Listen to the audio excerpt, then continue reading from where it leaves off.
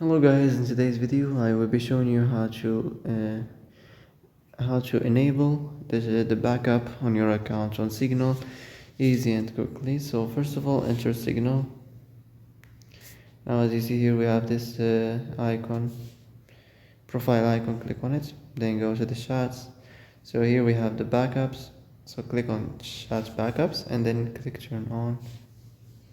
So as you see here you have to choose a folder to enable backups. Choose a folder and backups will be saved to this location.